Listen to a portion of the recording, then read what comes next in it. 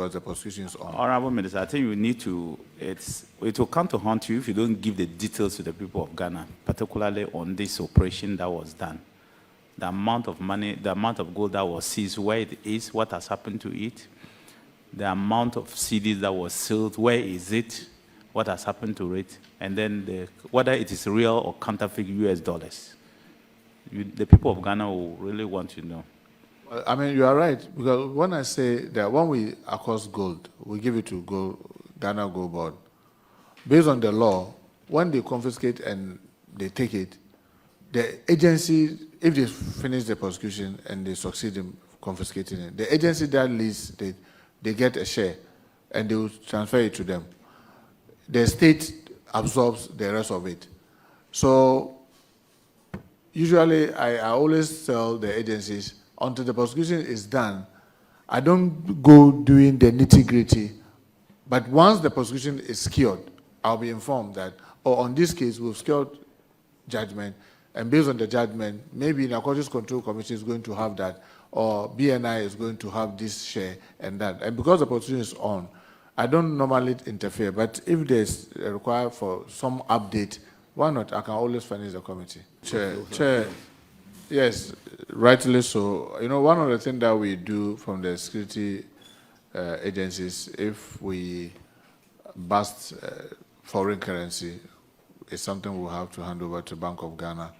If we bust gold, we hand it over to Gold Board. Unfortunately for us, the lead person in this, the real owner, had escaped. But those that were arrested are still being prosecuted. And the Bank of Ghana also told us that when they picked those foreign currency, they were also fake. $2.5 billion. My national security for Medada and say a counterfeit. Me can say a question. Yeah, she be here. Would you a counterfeit to grab on Chama? The better tire them. Mobia and Sedan Casa or question. The counterfeit. Hey, Yenim. Yedia, me say a giveaway. Yenimu. I was telling JB, God into her and pennyphobia to her. Me say a giveaway. Yenimu. Sikaya Gwe and your counterfeit. Your money. Abuja, I say the Honorable Mubarak Muntaka, our Mrashebjani, the Madishia or Moasamase. About to impessu so as Antimantemu, Ahin Kurukumase. Wakakotinum, our Parliament Assurance Committee, a catcher woman say. Nanwa da 12 containers are one eche ne ponano honomono ani esi gold wa yemma na dollars any CDC ayetwa ayemma no sa aniema ne nyina se na ye fake. Na ye fake you nti ene de omo de ama Bank of Ghana ena gold no so omo de ama Gold Board ena aniema bi wo kra ache ye twaja atum ya hye no mse ei na da no amoka asem akwachi niema we no amoso camera edisi so Japan ne nkofo a moton ye se MPP 4 ena scam Ghana akotwa sika de go manimu ena ye se Ghana fo ji ho bi ni mu di machi eso patwabo MPP 4 ne ya se na chese mo ankasa na mo yo no sa na sesei ono de wo kireze omo kochi sika no womo ede ama Bank of Ghana na Bank of Ghana said say dollars no ne hwan ne de ade nyina no say na e fake ei yabeka ya bese 1 week mu ani ena ba bede adwa say cocaine a wealthy 350 million US dollars Honorable Muntaka so matwaja atum omchese omchi cocaine no omatwaja ede atum a say de omashi cocaine no kura na so o my Ghana enam se bre bi atwam cocaine kuro ye bi koda ne konkonte ye chi cocaine na eho asem ye de ma protifo so omkotwaja ntum ebe wi akire ne yesi se ad ne kura nye cocaine e konkonte ade amo ankasa monu muton ma kire se ye cocaine no afi de kodu bola so ne ekotwaja atum de na ada ne konkonte ye de cocaine ankasa kogu ba bi ena ye twaja atu konkontem o my Ghana na asemwe baye yabeka ya last year 2025 NC ye ebere ya NDC4 omo hyase omo chichichi niema bi ena MPP4 du yakura ha MPP4 du yakosha ha ne ade ade omo sase omo chichichi na omo kopie sa ade wese so omo ankasa kan mpenifo no omo kopie ade no so ka se sa de we Bank of Ghana a certify Bank of Ghana e de stamp esi so Bank of Ghana kire se we e original currency omo ani sika yetwa ene ye de yes ade no nti Bank of Ghana stamp bomu dia na kyerɛ sɛ Ghana yagye atum tie ba ne sɛn na saa bra no de na MPP aban afiri so foforɔ no de na ɛyɛ Bank of Ghana agye atum na ɛnɛ de yebu ho akonta yɛ sɛ na yɛ fake inti yahye no inti yakogu Bank of Ghana inti yakogu ha gold no sɛ yɛde akogu ha ne ade a ɛna Muntaka to hɔ yɛ wɔkan ensɛm ahodoɔ a Muntaka kan nɛ ne de mɛpɛ sɛ wankasa wobɛgye brɛ sɛ wonte borɔfo kora no apɛ obi wɔte borɔfo ma ne ntena baabi ne tie bi din ne wɔnkyerɛ mu nkyerɛ wo ensɛm a ɔno abɔ Muntaka ka ɛfa nneɛma bi akɔ so Ghana ha ɛnɛ de aban korɔ no abɛtena sɛ ne nyinaa no yɛ fake no ɛno na nkyɛn so wɔsɛ wɔse nkwara a wɔkɔ apply for security agencies, immigration, police, military ho ahoa na yɛka sɛ yɛmfa wɔn no nyinaa na ɛso atra afei deɛ sɛ wɔn anya AIDS afei deɛ sɛ wɔn wɔ HIV akyɛ sɛ ho nsɛnsɛm bebree ɛno nso so wɔde ho nkyerɛ mu bae nneɛma ahodoɔ bɛn ɛna ɛkɔ so sɛ galamsey a ɔman Ghana ɛbrɛ yɛ a NDC foɔ mmaayɛ na wɔn kyɛ sɛ MPP foɔ abɔ ɔman yɛ ku ɔman yi enti yɛntu MPP foɔ na NDC foɔ mmara na yɛde yɛde na wɔtwe baako pɛ bɛtu galamsey ase ene galamsey hu sema ga gogi se nene watoto apapa so ye bisa ne se wankasa wo na Oman Ghana ha se galamsey no hu ne sei na watoto apapa so ene Muntaka ho akire ne papa wo Parliament Assurance Committee efiri nsem ono wankasa de tudwa no ono atimi nsem amekan de e make headlines papa Ghana fo betwem abo so ne nso so wo ka if say to the be se wo fra ho ntoma bi se wa mo aban no ho ban a o ka se wo ka no kureturo do aban no ho be kire no enti to the be a atimi se wo ya amanyosem no de wada katakata ne ma bi so na ansa na mposi e benya adaje ne e betie Muntaka ono an interview ni bi no wo de dey na wo mokɔkye gold no yentie bibi ketua bi e wo honom na yemra sesie na memeka se mi nsoso nkyerɛw okay. And I see this RMD, it means it has been certified that the money that came was genuine, intact by Bank of Ghana, and this is their own certification. And when I can say yes, it's from their office. Lord.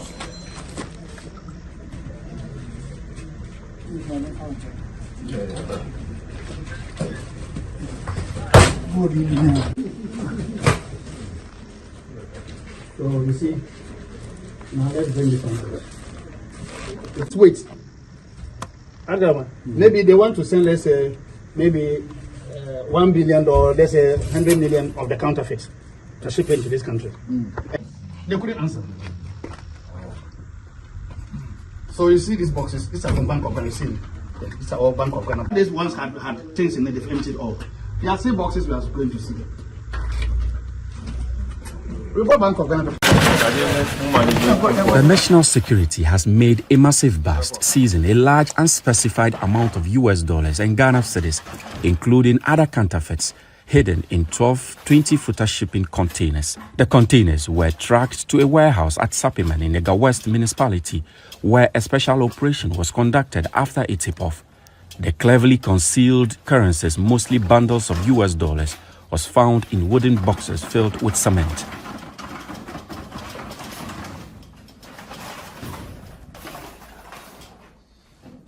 Other boxes opened in the warehouse during the operation revealed extra currencies stashed in boxes that are barricaded with plywood and concealed with charcoal.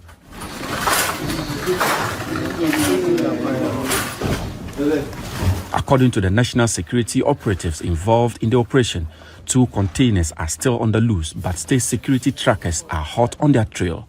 Meanwhile, a manhunt is underway for 4 suspects, including a ringleader known only as Alaji. The warehouse yielded even more shocking discoveries, including boxes of metals suspected to be gold bars, counterfeit notes in 50 and 100 cedis denominations, and fake Ghana Army uniforms and boots.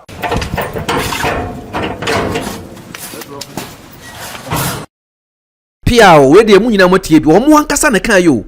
National security for one kasa na kan say Bank of Ghana certify ade no enti aba ne say na ade na Bank of Ghana certify na muhu ye no ene de ebedi mu akache ne de ababa bedane counterfeit ababa bedane fake enti ye ka kwhye no ensem bebre no a Captain Smart hunu kan yo Captain Smart ka say ade no eye original mamo meka say eye fake echina mamo meka nkire say eye fake because omu twa fake no omu nya daje wrapo package sika ye nya ne saa eye original currency a munim hu bi ene mamo meka se mpo bibifo mpo ne kotwa ya ene mo afa sika no ebeka kire se eye fake se mo ansusu ena mo fa ye na mo sheda e de be sabotage aban no a wotwa mo no so a sika ne wo he afia dollars na ye package adaka mu no ye wa adaka mienu a ye de dollar gum ye wa the black box and the wooden box producer for video no to us e bi be ba mention o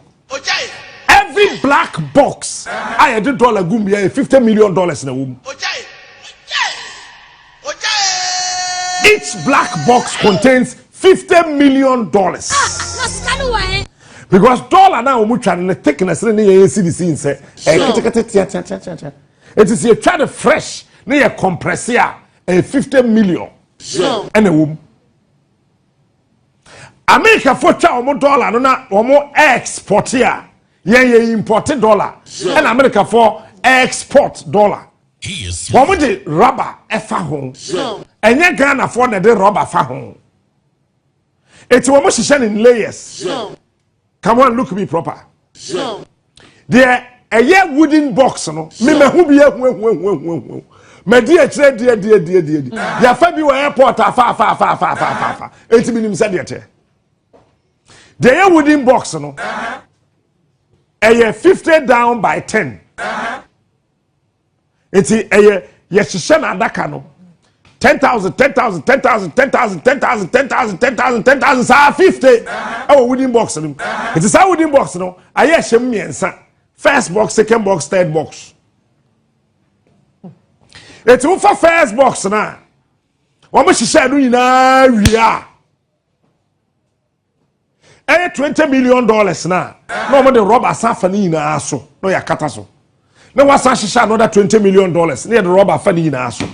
No wasa shisha another $20 million. Near the rubber faso. No wasa shisha another $20 million. Near the rubber faso.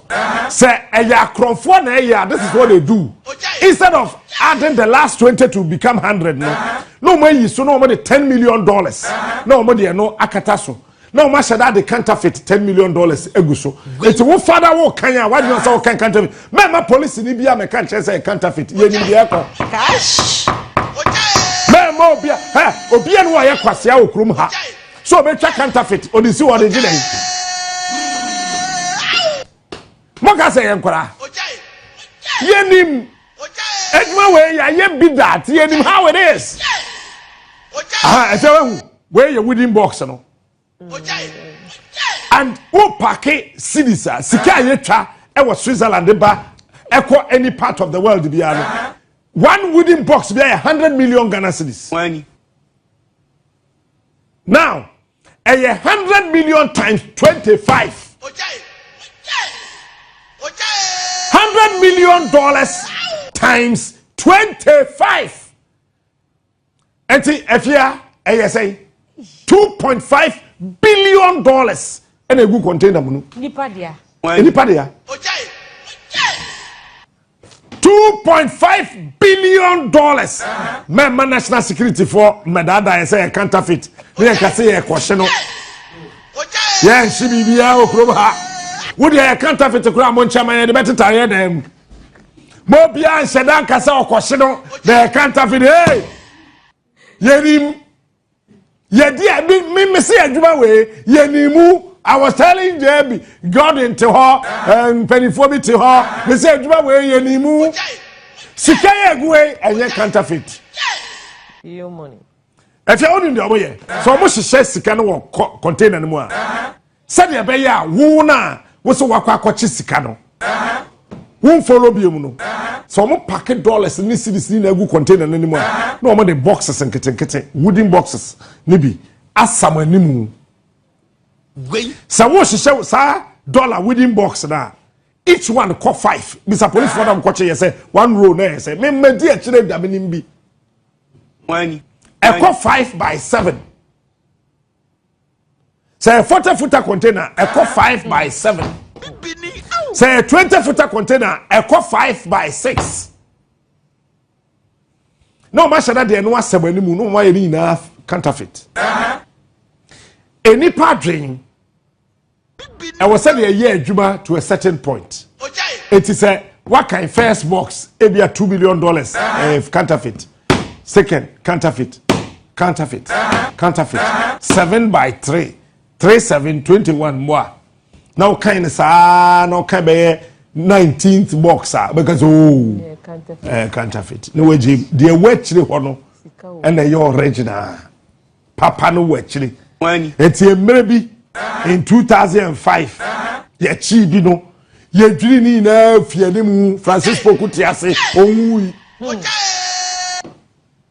me se me kan sama na mama odin kobusa onwui ye dwiri 21 boxes ni na fiane mu. What kind of first box are genuine, second genuine, 13 genuine, 58th box genuine, 78th box genuine, kind call genuine, sir genuine. It's more beyond my country where you be before the because ye.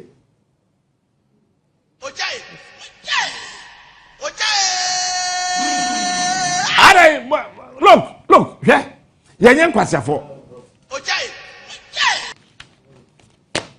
Yen kwase for o man na yetimu no ye ni mo man ni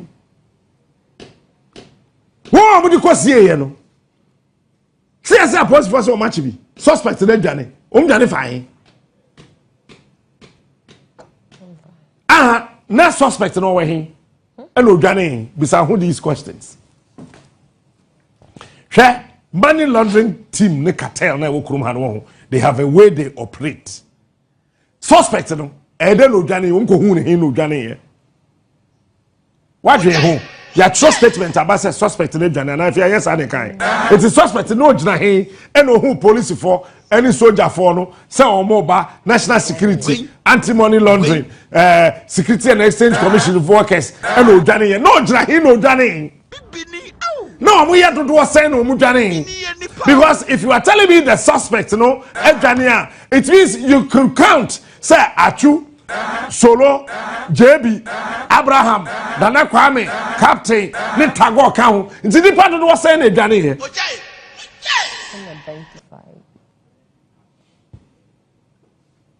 Nobody does anything. Where a legitimate question, dollar. If you had a page one box, 3 boxes, $100 million. But couldn't have cost ano. Who feels over here, Quasa for? Sir, on my pocket dollars say a fake. Or Quachama, why? $1 will say a fake or the common. $1 will say a faker. When or the common? Where the Masuma? Ye wede masumwa ye betie honorable Mubarak Muntaka wonu ane nsem okan na anstana ye betie Muntaka no udika ye nika ntie amanfo adwenkyere ene nkomo bi e koso e wo sa sika we hu e baaye e bra wo mkoto sika no nsem wo mkekan ye ene news ahodo e koso ne ade na enne ensem honorable Mubarak Muntaka MP for Asenwase wo sa betena Parliament Assurance Committee no a o ka kire o kire mu kire wo mo no ye nya daje nsoso ne ya hwebi mesra wo se obe like me video yi dia mame afi share fa wadwen kire wo sansem we hu bra na ye nyina ye nsua de se o man Ghana na yentumi enkonko ye nimpa. Nearly 2 months after this operation, National Security has failed to brief the public on the status of their investigation relating to the corporates behind the billions of gold and cash stashed in the 12 containers, and failed to disclose the actual quantity of gold and the specific amount of money retrieved during the operation and what the state intends to do with the gold and cash currently in the custody of National Security. We demand accountability. We demand National Security to give account of the gold bars and the cash retrieved and what they intend to do with it. The legitimate question Ghanaians are asking is, does the government through National Security intend to divert the 12 containers filled with gold and cash only to turn around to deceive the public in the end and probably call the gold as fake and the cash as counterfeit?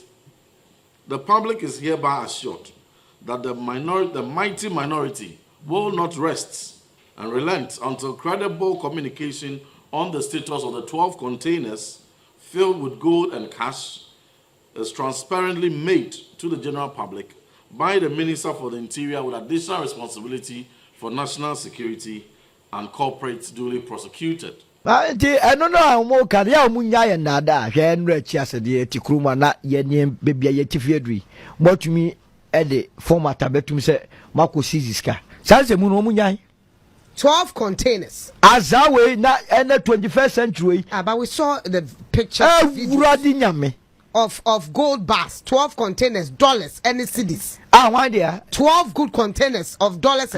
Almost a large bit. Me I was surprised cross media houses were carrying that story. And near Mamiensa, obviously, Nipanian nine, but could your friend Alaji contain and this is Sapperman. It is said the kiosk be out koya, Hannah Sapperman. Omuboa. Yan Fabi Bimmer Tumuna yan fa, and you go for dinner free, Sana Bambia ba, war your pressure bear money to be betum, and ye be beer. Sikabe. I see who dollars he capture dollar. Bondo share. What is your interview? Yeah, Jessica. Chikawe. Dollar. Nipano, and do a terms Gapudu. Containers, Makuba could do me. Hey, I know the fine or the coin. Yami will say, Omumwe. Oh, politicians, you are Montiasi, Muchi, I mean, Jim ye. 2025, a comedy go for Nipenitio. And you want first pass as when I give it to your fat. By the 21st century, you need that idea. Okay, I be you to Mubwa. National security, I dare them. One ever more tip of all my full information. Now, one only sick about tribute, what could just baby say it's Walker. Any go to count. Salamo catch.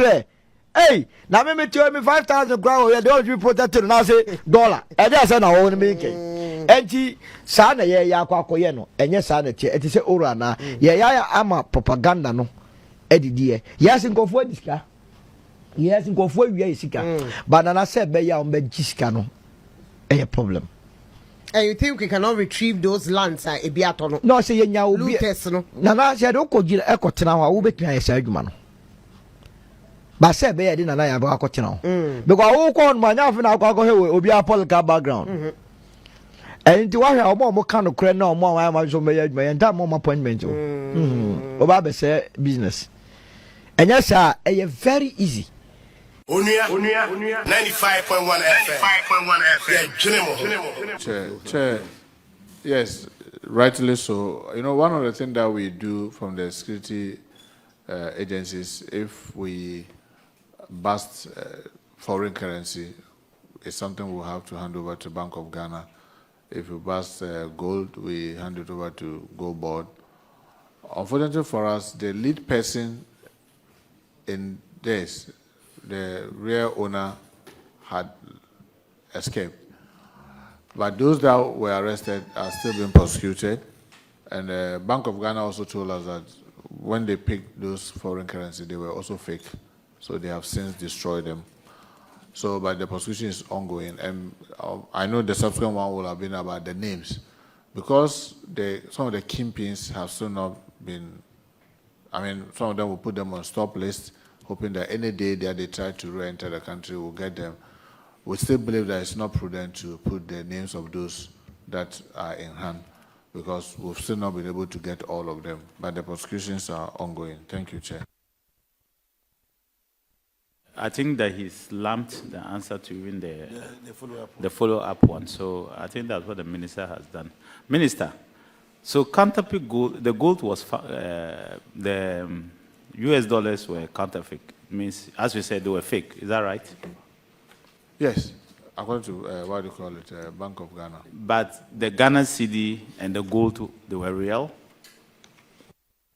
Yes, for the gold, like I said, we had to hand it over to Gold Board, and they'll go through their board and then properly confiscate it to the state. Do you have any information as to whether it was real gold or it was also fake? Mr. Chairman, like I said, usually because when we hand it over to them, for me, I believe that this is a state agency. We don't follow up, because once we hand it over to them, they will deal with it based on the law. I can try and get further and better particulars. I'm asking because these are exhibits you use to prosecute the people. So obviously you will have to know. Your team will have to know whether they were real or it was fake. Otherwise, how are you going to prosecute them? Secondly, how much Ghana cedi are we talking about? Well, Chair, the prosecution is done by the BNI, the Bureau of National Investigation, with the Attorney General's Department.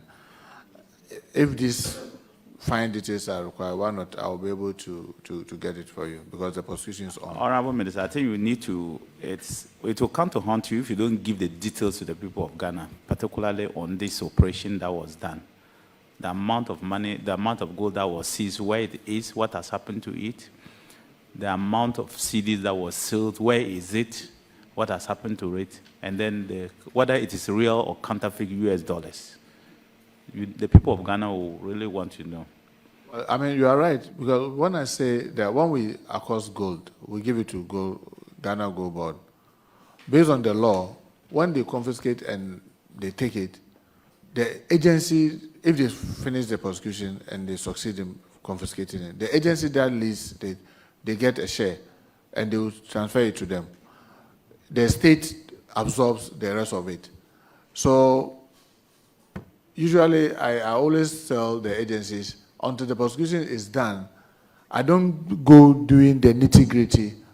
But once the prosecution is secured, I'll be informed that, on this case, we've secured judgment, and based on the judgment, maybe Narcotics Control Commission is going to have that, or BNI is going to have this share and that. And because the prosecution is on, I don't normally interfere. But if there's a require for some update, why not? I can always furnish the committee. Yes, please. No, Deputy Rank and then you. Thank you, Honorable Chair. Honorable Chair, Minister, it's over a year now that the incident happened. Today's date is 9th. The Honorable Member asked the question on the 9th of July. So today's date is 7th. And so just almost a year. And we are still not done with the investigation. And also, I heard you indicate that the counterfeit USD have been destroyed. Is that the case? If that's the case, we are not yet done with the investigation. Why do we destroy that? Because what will be your evidence? Thank you. Well, that's what Bank of Ghana tells us. And you see, when we talk about the prosecution, I know the former defense minister will tell you, sometimes for those of us who are handling the security, that's where we get frustrated. Where you think that this is like ABC, you think that if it was going to go to the village chief, it won't take an hour for resolution to be done. But when it comes to court, it can travel sometimes for years. But our challenge is that we cannot be going to a chief justice and say that create special courts for us for almost all the things that we are doing. We succeeded in getting it for Galamsey, we succeeded in getting it for narcotics. I can't imagine going to the chief justice and say, can you create a special court for us for all the work of BNI, then tomorrow you go and say the work of fire service, tomorrow the work of police. It will become something, it will be like an absurdity. But believe me, honorable colleague, cases in court can take a long time. Sometimes it can drag for unnecessarily long. But that's the legal system that we have, and you can only bear with that. So yes, like I said, the matter is still being prosecuted, and they continue to pursue those that have escaped. And anytime the prosecutions are done and we secure judgment, why not? We'll let you have. And I may add this, Chair, and I know you do very well. When you are dealing with people who are dealing with this counterfeit other things, remember that these people also are holding a lot of money, meaning that they can hire good lawyers that can necessarily drag a case unnecessarily long. I mean, I'm not saying that they are doing anything wrong, but they try to take advantage of the legal system. One matter, they will take it up to Supreme Court and come back, and then take another matter up to Supreme Court and go back. So they can be doing a lot of front and back on the issue. So when it comes to prosecution, for every person who is working within the security space, that's one of the biggest frustrations that we go through. But that's what we have, so we have to bear with it. Thank you, Chair. Honourable Minister, it is the case that we have apprehended some people and they are facing prosecution. Are you willing to share with us details of those people? Because they have been picked up already. why do we still have to hide their identities when we need to shame them? Well, I mean, like I mentioned, because some other persons are on the run. If now I go to mention and I say that, oh, Honorable Chiwete, Honorable Muntaka, all the people who know that they've had something to do with you and I, they will start fleeing further away. So that's why we don't mention the name. Because if you mention the name, remember that sometimes you can arrest someone for a particular case. In the interrogation, he talks about other crimes that have been committed. That's not even related to the one that you arrested. And I'll give you a typical example. I mean, this queen mother that was murdered in Atibobo. The arrest that was done was in Swedro. That has nothing to do with the Atibobo case. But during interrogation, that came up. And that leads to another path of chasing some other persons to prosecute.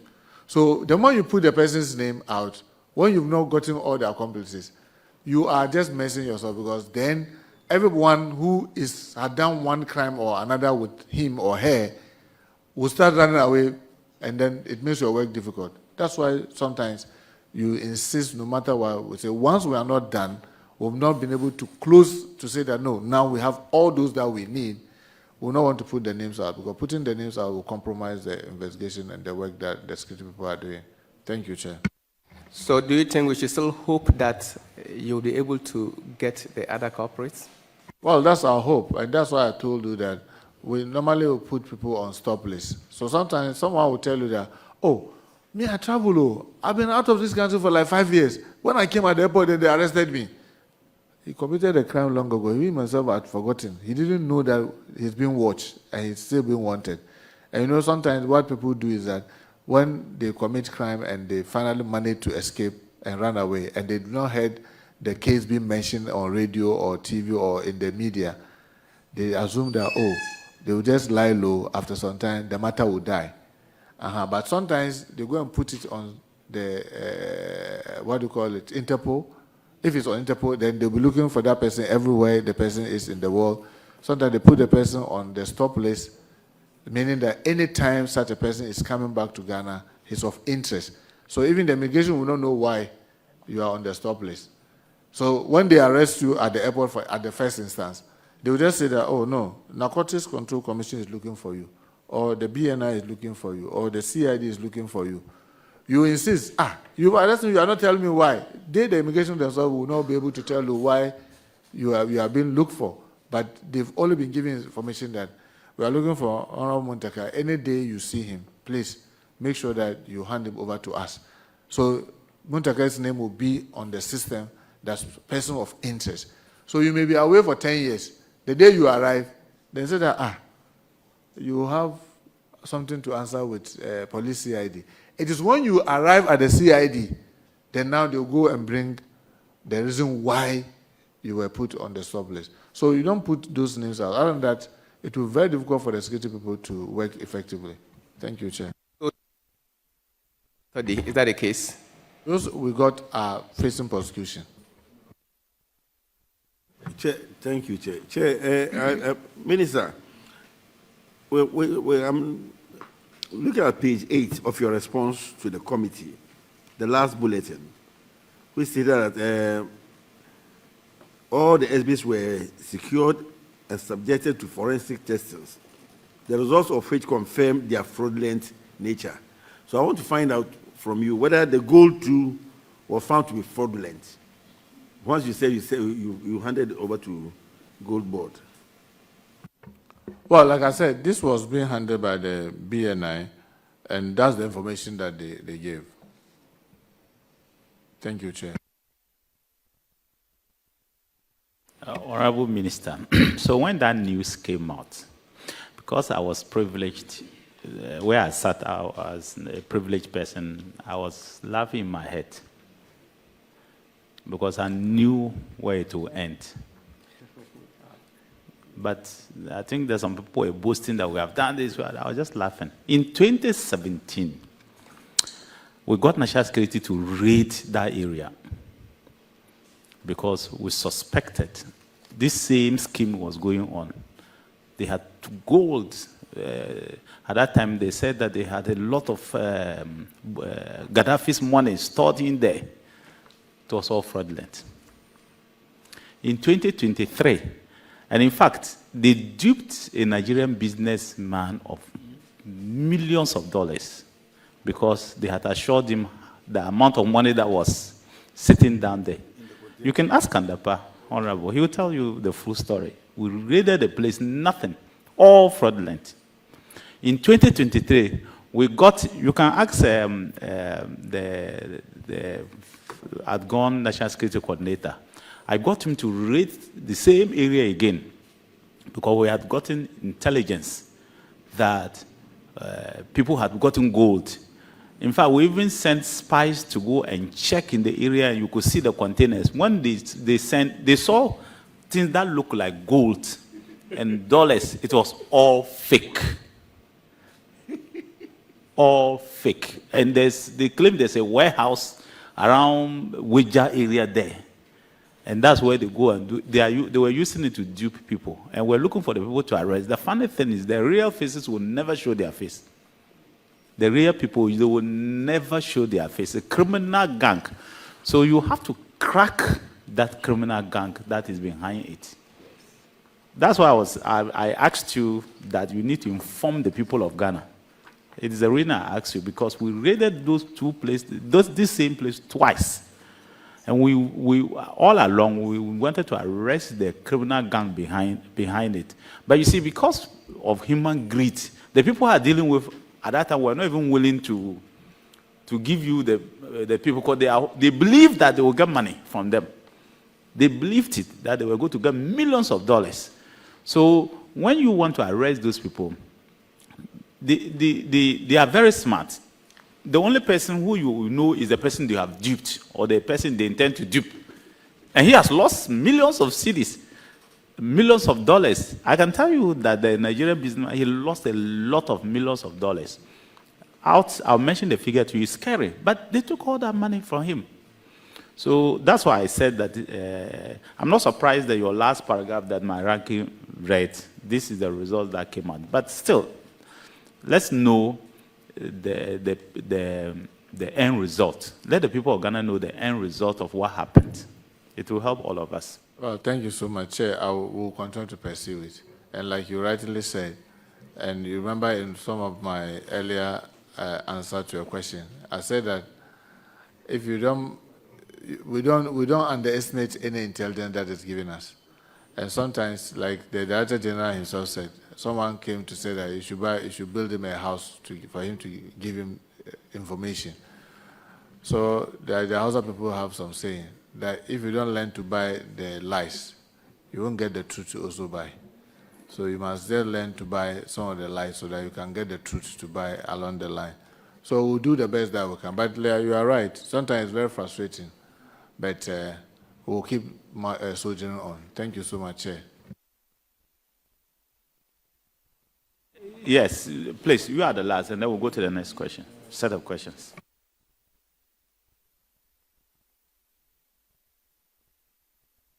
Thank you very much, Mr. Chairman. Mr. Minister, looking at your answer, you said that the prime suspect had escaped before the security personnel arrived at the scene. In most cases, these prime suspects always escape before the team arrives there. Isn't it a worry, or shouldn't it give us, an indication that even the team that is going there might be some pre-information to those suspects? Because you have gathered information, you've gathered intelligence that these people do operate here. It wasn't just, one time. You have, done lots of investigations. Then on the day of the swoop, most often, if you go to these Galamsey sites, etc., most often the prime suspects are not, arrested. Mr. Minister, what can we do about this? Well, I must say that it's one of the biggest challenges that we have, and usually you can only deal with this through intel. And there have been a number of times that, I know they will tell me, oh, we are going to strike maybe within the next 2 days. Then 3 days after, they said, "Oh, we have to change it because we believe that there's a leak and we have to work on the leak." Because it's a human institution, sometimes you cannot run away from such a thing. But what I can tell you is that even within the intelligence community, they are also mindful of that, and they always try to sometimes police the policeman. So they put people in front, they put others behind, they put, like sometimes it goes up to 3 layers, just to make sure that they are able to deal with it. There have been instances that they will put people to say, "Go and deal with this," knowing that they are people who've been given information. Then they'll set up another team to go. And sometimes they'll go and see that they are partying together. Then they arrest them together with this thing. But because it's within the intelligence, you won't hear that one. But they've been happening.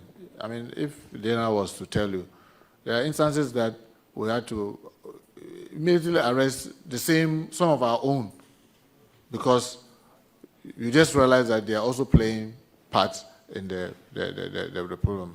Like I said, like every house, you always have bad nuts.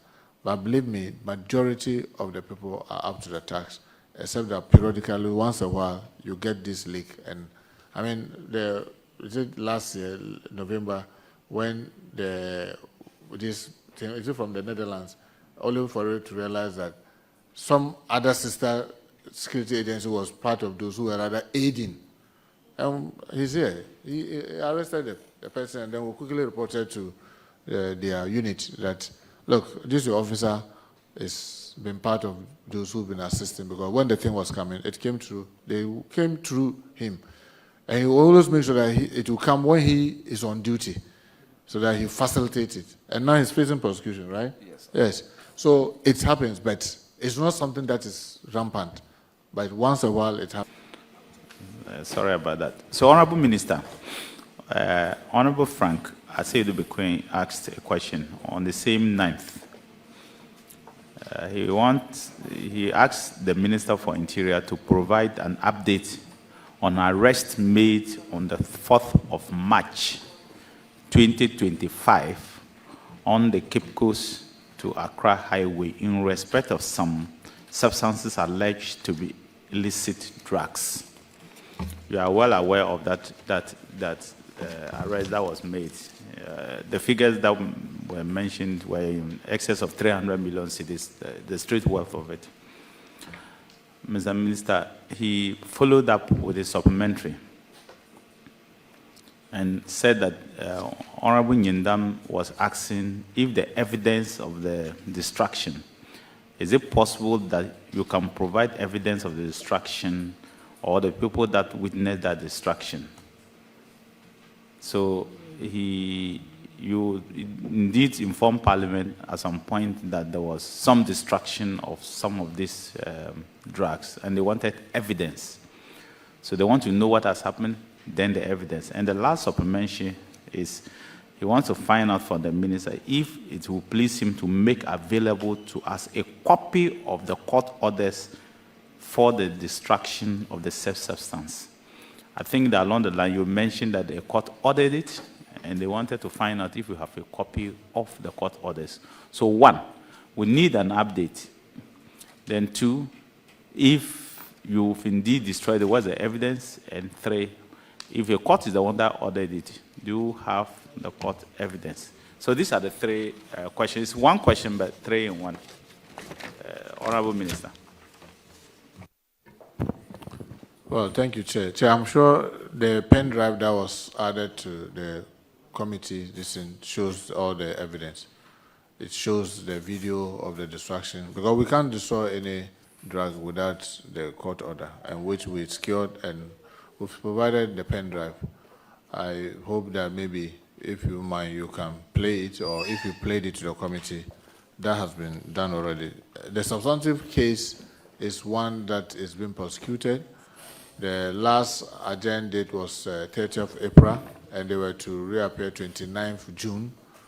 Unfortunately, 29th June was the day of the flood, so they are now working to get a new court date. So the prosecution is ongoing, and we want to assure you that once we secure prosecution, we can update you on that. Thank you. Yes, you have given a pictorial evidence, Exhibit A, and then also the court order on as Exhibit B. And I hope that the clerks will have it. It's in the video form. All right. Honorable Minister, we will look at the videos. But Honorable Minister, what was the street value of these drugs, of the drugs that were seized? Well, it was in excess of 300 million. It was in excess of $300 million, yeah. Was it cedis or dollars? Well, the Director General is reminding me that it's dollars. That's huge. And you know the number of people who were arrested?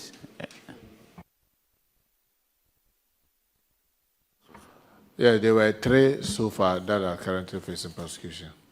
Are they on bail?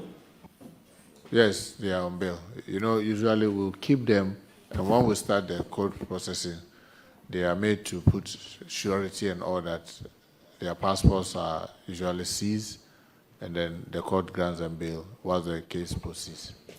Was the driver and the maid part of those who were arrested?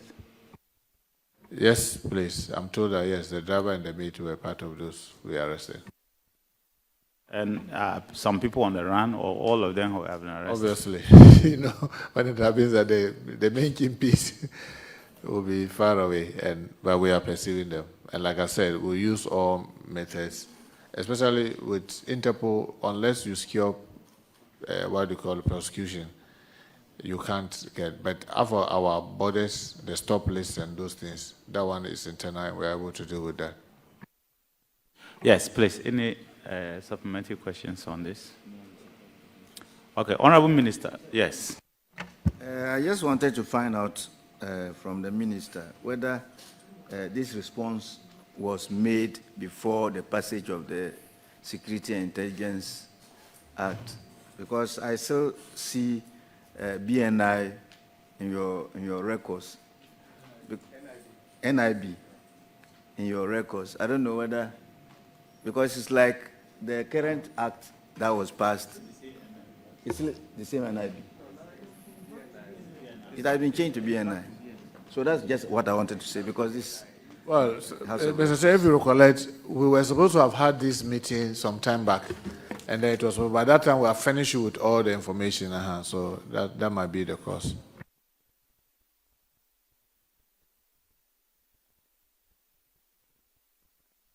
Honorable Minister, we will, your questions are how do I say, time for questions. You've done well on that. We will discharge you on the basis of questions, but we will look at the public interest and ask you some questions, few questions on the public interest. I told you that the public is watching, so you are making a lot of headline news. When you go out, you will hear yourself. No, he's already in the news. I know, but it's good. You are making positive news. People will sit up, so it's good. So an individual sent me a message. I don't know the person. So obviously, it's just a message. The person has my number, but I don't have his number, his or her number. I don't know if it's a male or a female. But let me read the question to you. Honorable, hello. I beg to find out now that the minister is before you, what is the procedure after he announced the withdrawal of gun holders' license in Ghana and gave a 90-day window? So far, there is no directive served on the police as to how the new re-registration process will be done. And we have entered day 14 out of the 90 days. Most grateful. Honorable, this is someone who has interest in what you did and is following up, in fact, counting the days for you. And it means the person really knows what he's doing. Because, trust me, for him to be counting and know there's a procedure and that, Honorable Minister, educate the public. What directive did you send? And what is it that you sent to the public? And what is the directive? What is the procedure the public will have to follow? How do they follow it? As we see today, are the licensed guns revoked? And how do they reapply? What is the procedure? People want to know that. Well, let me thank you so much. I want to believe that every gun holder who has legitimately had license knows how to acquire, how he got his permit. And usually it's by application. In fact, after the flood, we realized that a lot of people were affected. So I even gave the Director General CID instruction that let's send messages to all those. A lot of people were in the process of legitimizing their permits. Those who already have passed and they're having the license, after the flood came and we realized that it's affected about 7 regions, and these are most of our major, regions, we decided that with all the inundation, the challenges that we ourselves are facing currently, we should send messages to those who are having legitimate permits to keep it and come up when it is due, that's in January. Those who are in the process should still get in touch with the CID to complete the process by making sure, then we'll make sure that you go through the new regiment that we have put in place. I'm sad to tell you that some of the reasons that we are trying to do this even happened just this weekend. Prominent people are shooting and killing themselves through suicide. I say prominent people. Yes, people that you least expect that in society will naturally kill themselves are doing that. And when they do and you go, they are using registered firearms. So it's not like the person is using an illegitimate firearm. And you are asking, what method did we use to check that this person was in the right frame? Because the law, if you read the Arms and Ammunition Act, it says that the minister will grant you license knowing that you are in the right frame of mind. Right frame of mind. The only way you can ascertain that you are in the right, I can't just, Honorable Chairman, you can't just look at my face and say that, oh, the way I've been talking since morning here, I'm in the right frame of mind. You'll be just assuming. The only way to do that is to do mental tests. Honorable Minister, yes. I want specific, very clear, very clear messages to the people of Ghana. Yes. So what I'm saying, are you saying yes, that if I have a sidearm or a shotgun which the public can register and I have a legitimate license now, yes, my license will expire on 31st of December 2026. Yes. Are you saying that I do not need to re-register again and that license is legitimate till 31st of December? We are saying that yes, and you receive a message from the CID to that effect. Because you see, initially we sent a message, and then we had this flood that has affected 7 regions. We are rational human beings. People are going through a lot of challenges and trauma. Based on what the data that we have, well over 100,000 people are having these challenges. And if you look at the areas that they are having, these are people that have gone through all this trauma. It will not be fair to be adding to their challenges the issue of registration. So I think it is yesterday we said that the CID send messages to all legitimate holders, permit holders. They should keep it to December. Those who are in the process will control the process by making sure that you go through the vigorous one. But those who are already holding, so now, if Chair, you have a sidearm that you have registered and you've given a license that was supposed to expire 31st, I'm saying that you receive a message that's telling you that keep it until the 31st.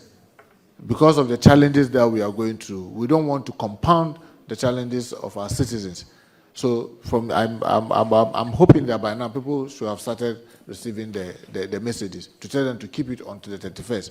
But knowing that from 31st, you go through the new arrangement where you do the mental, the drug, and the training. But those who are in the process, we are encouraging them to go through the full process to be able to acquire, because you are already going through the process, so you go through the process. So the new added procedure from those who already have from 1st of January or before 1st of January, if you really want to have it from 1st of January, is to know that you will be taken through mental testing, drug testing, and training. That's what you are saying. In fact, another thing came up, Chair, like general, 2-star general. Must you go through training again? As servicemen, must they go through training? We are looking at that because you don't want to create a system where it shows discrimination. But there can be positive discrimination because if somebody has served in our security services, yes, aforementioned, you can be the former CDS, you could have challenge. You could be the former IGP, you could have a challenge. With regards to drug, that one, but training, we could exempt some people, but that one, it will be on the need to do training that will ask you to do. Other than that, we'll exempt you. So I just wanted to add this leg. Honorable Minister, you will have a logistical nightmare, especially on shotguns. Let me give you an example. We have over 2 million shotguns that are in the system. It's not the 2 million that I know, but there are a lot that are generally registered. How are you going to train all these people when you don't even have shooting ranges to train them? You know, Honorable Minister, that's the excuse that people use. We train our men and women in the service in our training schools across the country. Currently, as we said, the police has 25 regions. 25 police regions. And I keep saying that, look, how many trainings do we have? We have all these training where we go and train large number of persons at a go. If you want to do the right thing, you get a way to do it. If you want to have excuses not to do the right thing, you always have reason not to do the right thing because you can find the reason not to. But you say that you train men and women that come to join our armed forces, that come to join our police, that come out to join our immigration, and use the training schools.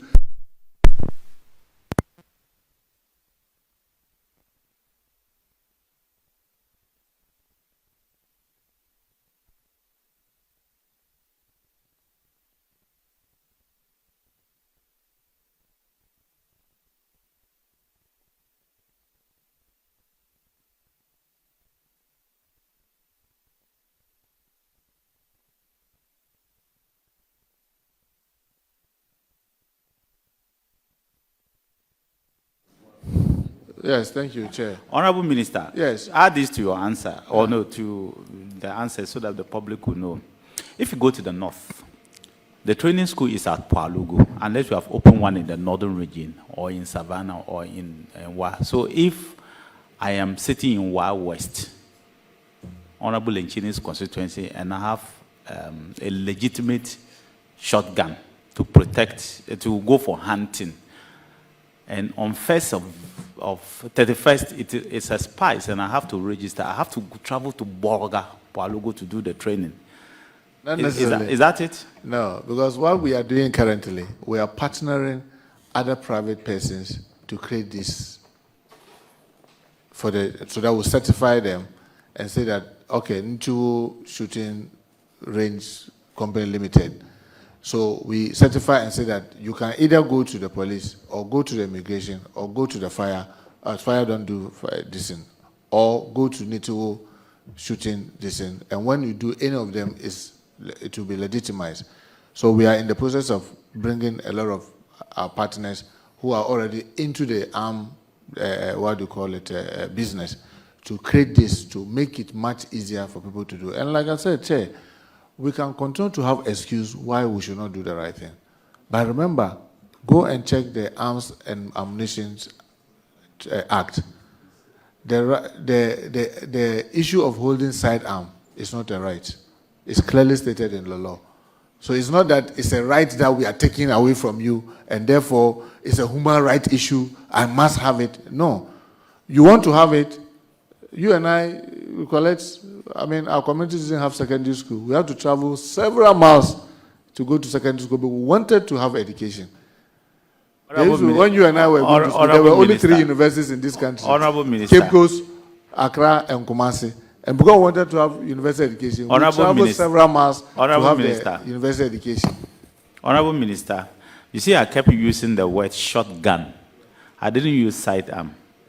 Not in those questions. I keep using the word shotgun. Is the shotgun part in re-registration, the training part of the shotgun? I perfectly agree with the sidearm. Because sidearm, a category of people should hold it. You cannot just wake up and be distributing shotguns. People will die. Too many people will die. So I perfectly agree. And I think that it's also good. There's nowhere that people who hold shotguns don't go to regular training. That's why you cannot distribute shotguns to all your police. I can't mention for security reasons the number of police we have in the country or soldiers. So I cannot. But you cannot give all of them shotguns. There are specific groups, that sidearms, there are specific groups. But I'm talking of shotguns. The one that the public can buy. So if we have 50 million adults, you can have 50 million pump action guns. Is that not right? Do you want all of them to go through the training? The interesting thing is that you and I attend funerals, and we see a number of times the accident in the funeral ground. Someone trying to fire, and then before it runs into the public, and people lose their life, people get injured. In fact, if it comes to even training, I think it is those groups that we must even train. Because they are those who are in the large gathering and firing and hurting and injuring. And sometimes, I mean, the most recent one, someone was with a pump action. He fired and then he killed himself. All right, my colleagues will want to ask, but my last question I just want to ask you. I'll come back to the other question that I said, but I'll let my colleagues ask. When you go to funerals, as we said, people are holding assault rifles. Are you going to let your men seize those assault rifles on the spot? Assault rifles are totally different from legitimate ones the public can hold, even though some mimic assault rifles. But you can clearly see, let me use the word, for example, AK-47 gun. All right? In fact, currently the instructions is that even the shotgun are supposed to be seized, because we have said that during in this gathering and other, we are engaging the chiefs. We've said that people should stop and let us engage the regional and national House of Chiefs, so that the designated persons that will be asked to do that will go through the training, appreciate what they are holding, and know when to use it and how to use it, so that we avoid the unnecessary accident and injury that we are having during ceremonies and festivals. So currently the instruction is that if they find you, it's not only assault. They are supposed, assault rifles, they are supposed to seize it straight from you. I know enforcement is a challenge, because you see, Chair, we have a challenge that all of us agree is a challenge. But it's like everybody is waiting, who is going to bail the cat? Everybody is saying, where do we start? I say, start from anywhere. The most important is just start. And when you start, and you start making the necessary impact, people will see why we should have it. Because you do know better than many of the people around this table. You've been there for 8 years. Our subroutine is not a joke. If you allow this thing to be easy, used with impunity publicly, very soon our communities will no longer be safe as it is today. So it is for all of us to push back. That's why in the law it's stated that it's not a right that you must have this. So it is not something that you can say, I must necessarily have it. It's not a must. You want to have it, be ready to go through the difficult process of getting it. And we must be able to make it difficult. So we shouldn't make it easy. In fact, the intention is not to make it easy that, oh, I want a sidearm, I can have. I want a pump action, I can have. I want a shotgun, I can have. I just want a hunting gun, I can have. No. When we make it so, then it tells people that, oh, after Ghana, when you bring it in, it will be bought. And if someone is using the hunting gun and he enjoys using it, the next moment he moves to pump action, and the next he's looking for AK-47 to hold. Let's not make it that easy. Our communities are safe. We don't need to be holding guns for individual protection. We don't. That's why private security organizations are not authorized to hold side and other firearms even when they've been given licenses to provide man-guard and protect properties. So why should the individual be struggling that I must have it because I want to protect us? You and I, let's be frank with ourselves. The sidearm that you have, can you remember the last time you fired it? Have I told you that I have a sidearm? I know. I know. Well, all those who are holding legitimately, the database is there. I can't remember the last time I fired it. Even the one that I used to go into farm. I can't remember the last time I fired it. So sometimes it's just a myth that we all just think that we must just have it. You know, Honorable Minister, a colleague of mine in cabinet at that time said, "I know, I want to have a short-hand gun. Can you, a pistol? You know, when they say shotgun, pistol, I want to have one. Can you help me?" I said, "Well, defense does not issue it. Go to the Minister of Interior, but I want to ask you a single question. Do you have anger issues?" He said, "Hey, that one, I have a lot." I said, "You will kill your wife." I said, "Trust me, you will kill your wife and you go to prison. So please." He said, "Oh, is that right?" I said, "Trust me. When you hold the gun, it speaks. Anybody who talks, before you rally, go and bring it out. I beg you. You will kill your wife, so don't hold it." Anyway, continue. So, Chair, I just want to say that let us all help to make our country more safer. And the best way to make it safer is that just know, don't hold it, like you are already saying. Because sometimes you see the circumstances that which people fire it, and it's so bizarre. Someone went to, it's a land. I went to Sawan and I met somebody, very decent person, land issues. He got there were some land guards who were firing. When he was going to do the give the warning shot, he didn't know how to use it because he forgot that for warning shot, it has to be in the sky. He fired on the ground, and then the bullet deflected. A passerby was there, it hit the person, and the person died. And this has landed the person into prison.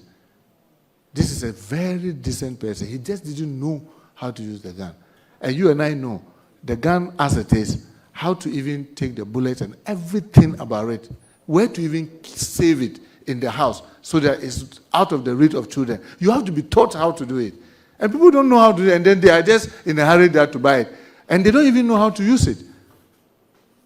So we shouldn't make it just easy.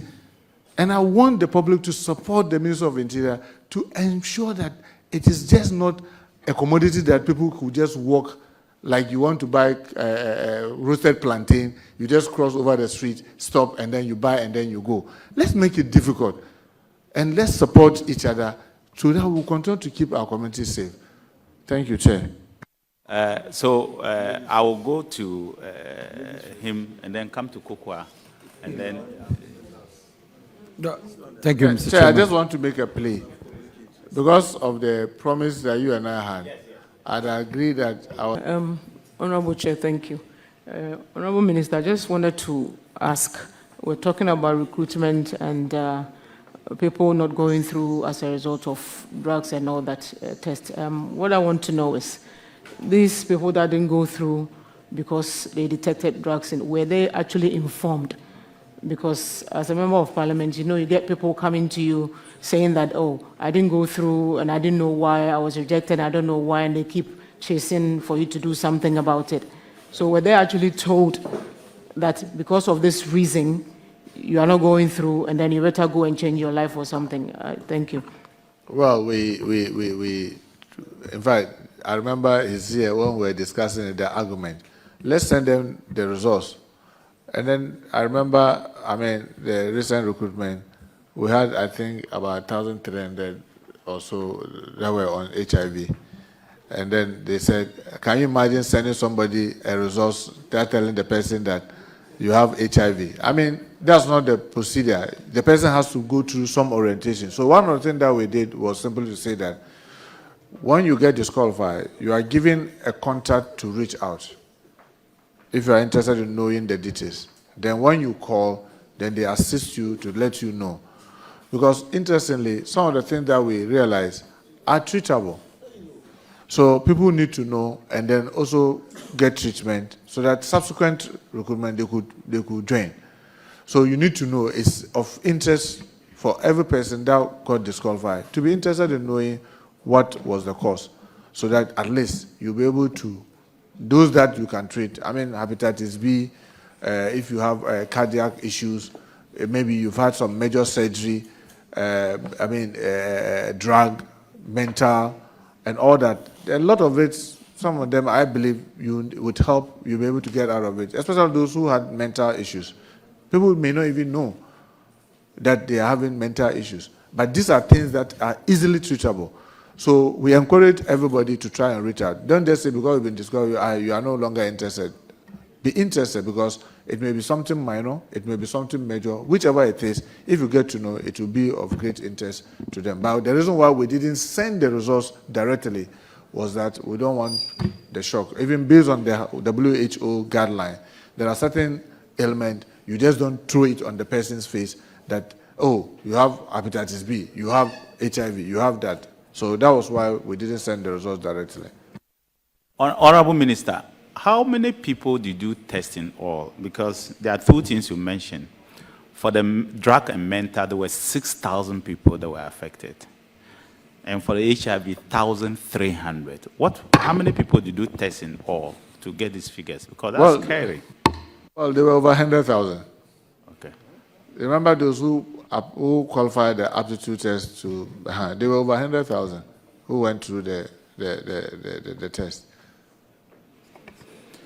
Okay, so Honorable Minister, all these people have been contacted, the ones with the HIV and drug issues, they've actually been called to come in for an advice or to tell them what to do next. Well, the challenge is that we were not to call. We provided contact for people to call who were interested in knowing why they failed. Because they could come and demand the resource, and we are obliged to give them. But we can't send it to you on the phone. Honorable Minister, our members are very much interested in this, so indulge them for another 5 minutes. Because during my time, there were quite a couple of people who had HIV. We called them, counseled them, and told them. It's important you do that. Because trust me, if he's a boy, he may have a girlfriend. And if he's a girl, he may have a boyfriend. And if they are not aware, trust me, the next time this figure will jump to 10,000 or 20,000. So you have to find a way of ensuring them so that they can treat themselves, because getting AIDS, HIV is not the same as getting AIDS. And if the person is having HIV now, the person can live a normal life by taking the drugs. It's not like before where it is a death sentence. No. If the person has the HIV and it has not developed into AIDS, and the person continues to take the drugs, the person would actually live a normal life, can give birth, normal life. It will come a time the person, if continues, cannot even infect people. But if you don't inform them, first, they will spread it, and secondly, they will die early, because they will develop into AIDS and die early. So please, find a way of ensuring this. It's huge. I don't know the regions, but it's huge. It's scary. Well, this is a very useful advice. I can assure you that we noted it, and then, especially those with the HIV, we'll discuss to see. Well, yes, you are right. That's public health issue. We were focusing more on the security, but this is something that we should not gloss over, because it could lead to many innocent people getting it. So, advice well taken, and I assure you that, especially those with the HIV, we'll try and see what we can do. Thank you. Honorable Minister, just you were talking about those with HIV. I will, however, appeal to you that you should consider, letting those who have failed because of the mental and drug tests also know that's a result of the drug. That's why they are not being considered. They will go and tell their colleagues that it's because of that they were not considered. So maybe by the next recruitment, the numbers might come down. Well, the reason I was laughing is that a colleague in Parliament came to me and then said that, his woman organizer's son. The woman organizer came and she was screaming, how can this day, and then they discover my son and this thing. Then he was worried. He even tried calling me around that time. I didn't pick, then she left. When she was leaving, then his own guy said, this is son. Everybody knows that he smokes weed, and they are doing drug tests. The guy failed the drug, so why is he worrying? But you are right. One of the challenges that we have, maybe I need to get my colleague, the health minister, so that we try to do this together. Because we are inundated with so much on our plate. So it's like this a public health thing, adding it to your cap aggravates it. But it's important that people are able to do this and get to know why that's why we thought that maybe if we provide a contact and we made a team available during that period who could call and get to know.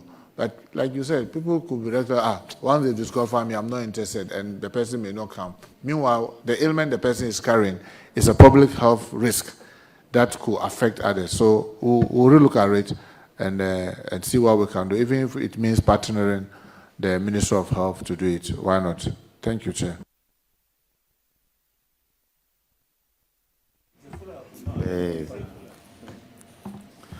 Thank you very much, Mr. Chairman. Honorable Minister, I know you are well-experienced senior man in this House, and the committee will thank you so much for attending upon the committee's call. And also, I will advise you as a senior member to be mindful of ambiguity, because it looks like, for security reasons, you are giving a lot of information out, which it shouldn't be so. So if you can make your questions, your answers snappy, because it's the same people who will use it against you eventually. So please, you can keep some as a security man and give us the basic one. Okay. Again, about HIV, I think it will be prudent, or it will be more important or necessary for you to segregate those with HIV, the HIV patient. You segregate them or you isolate them from general public, because it will spread. And to avoid spreading it, because some of us are vulnerable. Maybe you never know. So, Honorable Minister, that you don't have to segregate answer. them. You segregate them from general public. But my question is about Narcotic Control Commission, Act 1019, which was amended to amended Bill 2023. The workers or the staff who earns 3,000 to 6,000, which is annually 36,000 to 72,000, I think it's woefully inadequate, because people working for security services and the risk involved, and I don't know whether they are with guns or any kind of weapon, and if they are with weapon, what kind of weapon can they handle, and who trained them? That's my question. Thank you. Honorable Minister, you can answer the last question. Well, I want to thank my colleague for, I just want an oath that to speak truth to the committee.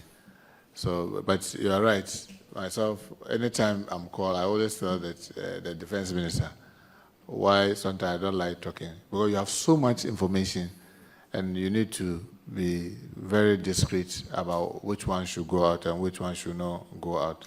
So that's why sometimes you try to avoid talking to the media. But when you meet the committee like this and you decide to do it before the public eyes, it's a situation, because I'm just one oath to be truthful to you. So holding information from you is like contempt of parliament. But if it was an indoor, it helps to talk freely.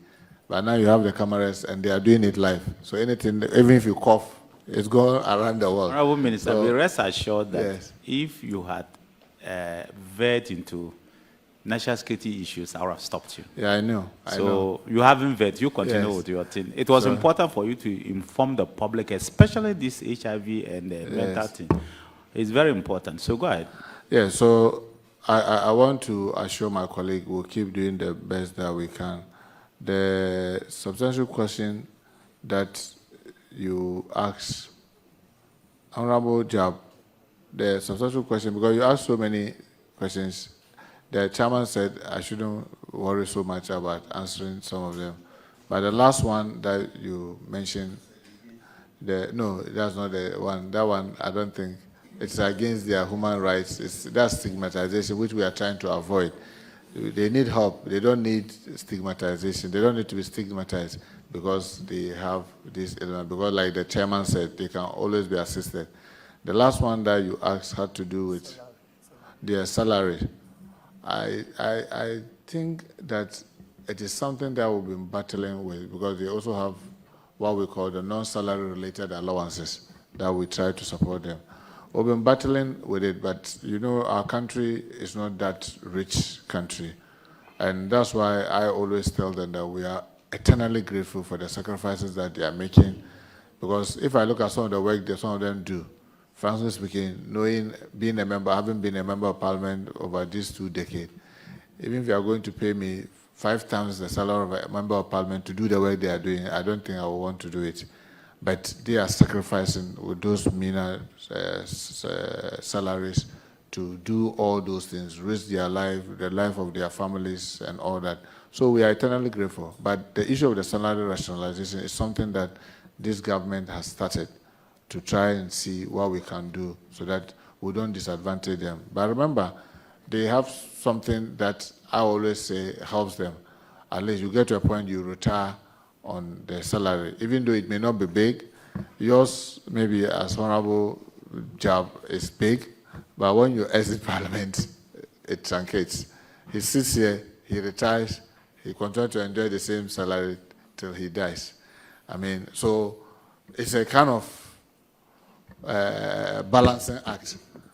So because they retire on it, all finance ministers are very careful what level do you take them, because anything you put them on, they will go with it till death. So they always try to strike a neat balance. So the rationalization is ongoing, and I want to believe that we'll continue to prioritize their welfare, because in the case of their welfare, it's not only the salary. So many other things goes with it. So if you can enhance all the other things around them and make life, a bit comfortable for them, they are happy with that. So that rationalization is on, and I want to assure you that government will continue to prioritize their welfare because they continue to raise their life. Thank you, Chair. All right. So last question. It was just a concern I wanted to put across because of the submission Minister made with regards to the medicals that have been considered. You see, this is public. And so if we narrow ourselves to the HIV, the mental and the narcotics, a number of people who were disqualified would just think that they were disqualified based on these 3. So if you can say that there were other considerations so that other people will know that, because others with hepatitis B would have been disqualified and other illnesses. So I just wanted to make that point so that all those who were disqualified would not think that they were either mentally or HIV or narcotics. Thank you, Mr. Chair. Chair, he's perfectly right because the consideration were about, 18 or so, including even flat foot. When people went for medicals, they check how flat, even though you might have skipped the body selection, you come and they will check flat foot and they say that no, because of you, this is your flat foot, it will not be healthy for you. You have large scars on you so that when you wear boots or uniform for long, it can create problem for you. You've had some major surgery in the past and the skull is showing. They will use all those. So it's a whole elaborate thing. So in fact, some of them, I was even arguing with that. I said, I thought this one there is minor. They said, no, sir. It's not as minor as you think because if the person goes into training and the training is extensive, the person could lose his life. Sometimes they look at BP, and I say, but this BP level there is not bad. So no, with intensive training, it can trigger so many things. So it's a whole broad thing, you are right. Over 18 items that they were looking at. So it's not just drug, mental, and HIV. Like you write hepatitis B and all that. It's a long list of things that they were looking for. Yes, Chair. Thank you, Chair. All right, so we'll go to, thank you very much. We'll go to the next set of questions. My ranking will lead the discussion on that. Honourable Minister, we need you to update us on the answers you gave when Mr. Frank Asiedu Bekwin, MPP member for Suhum, on the 9th of July, asked the question whether as to the state of the interception of an alleged massive haul of counterfeit US dollars Ghana cedis notes, and suspected gold bars hidden in the 20-feet containers at a warehouse in Sapeman on the 9th of March 2025. And this is found on column 27 of the Hansard. So, can you update us as to the current status of investigation? Well, thank you. But Honorable Minister, your answers should be short. I'll try. Yeah, thank you, Mr. Chairman. Yeah, Mr. Chairman, the minister indicated in his submission that he cannot look at somebody's face, like my face. He cannot look at my face and think that I'm mentally sound to hold a gun. And so it means that there's a reason for conducting, the mental test before they can issue you with a permit. So if that is the case, between now and December, you cannot assess the person's mental capacity by just looking at the person's face.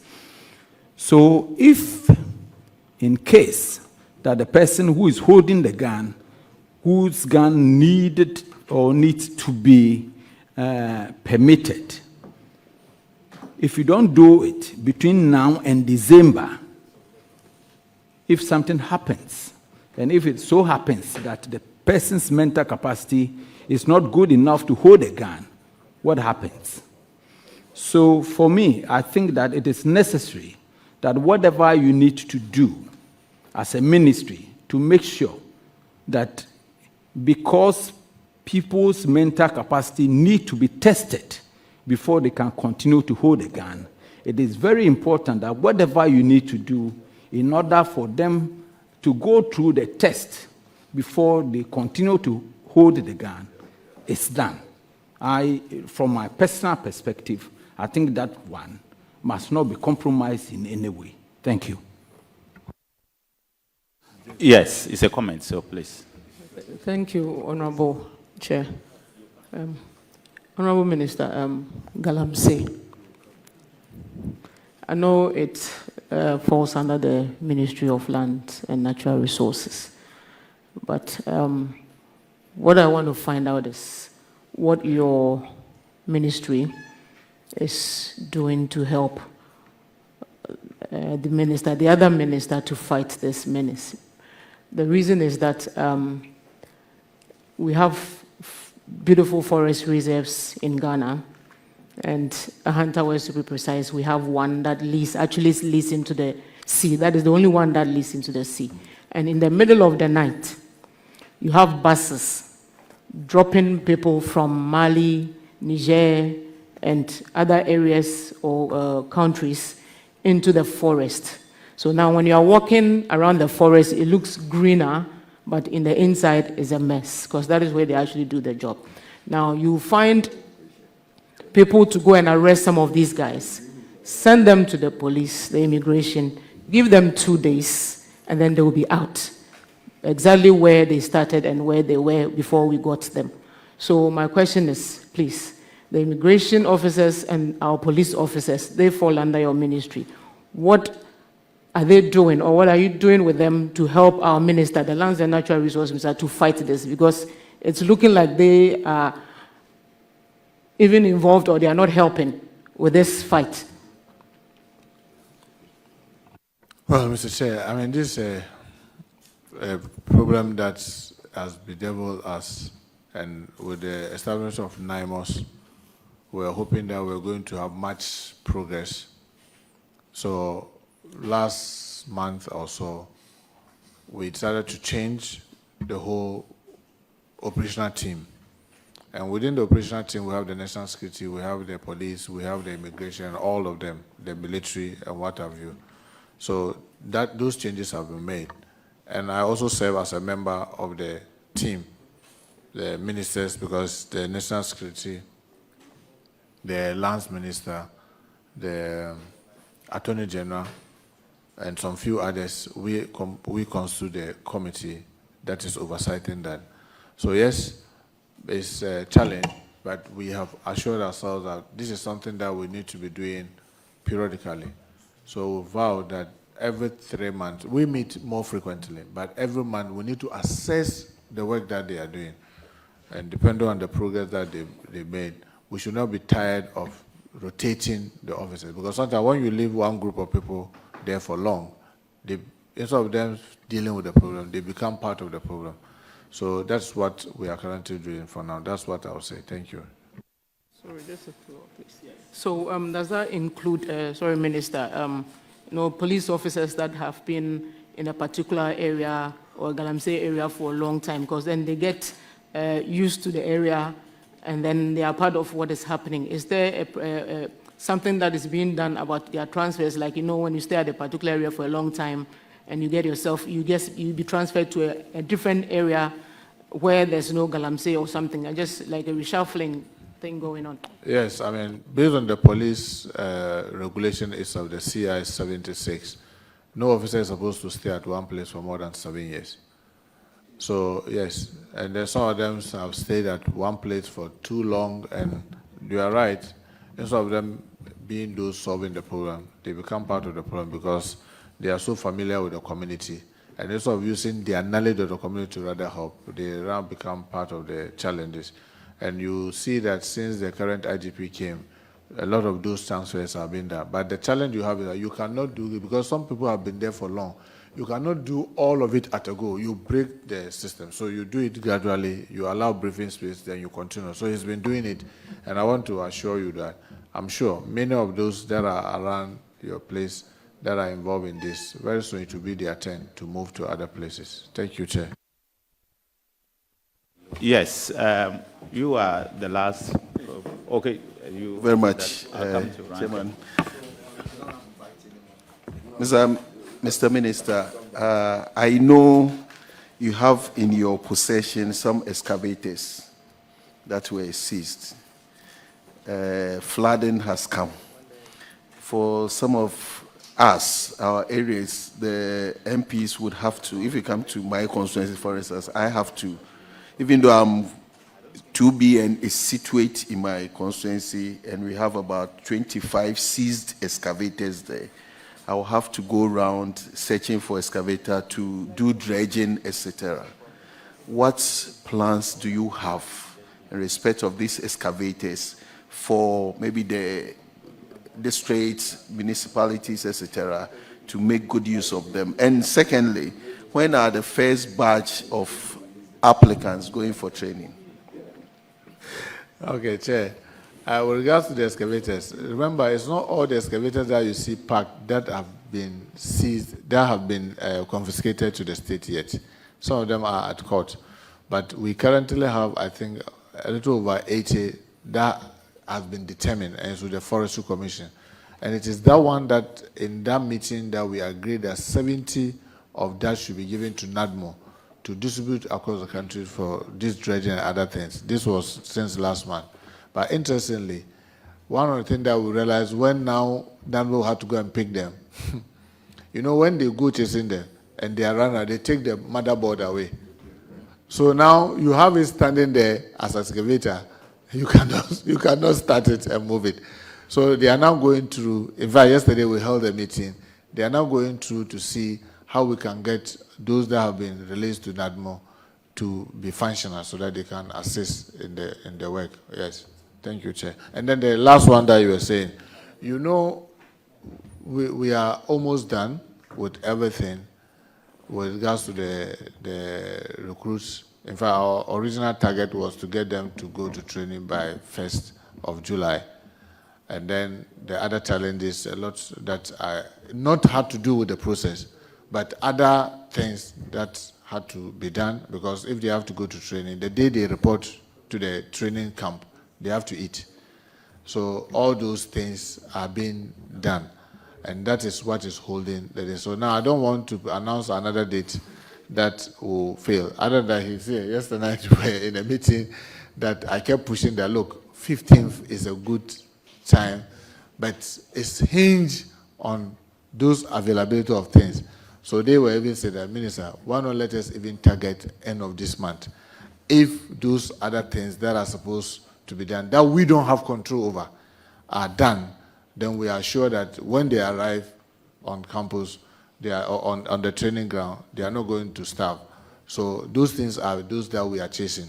Once we get them, believe me, I'm very optimistic by the close of this month, they should be reporting for training. Thank you, Chair. So you, yeah, that's the question. Okay, please go ahead. Thank you.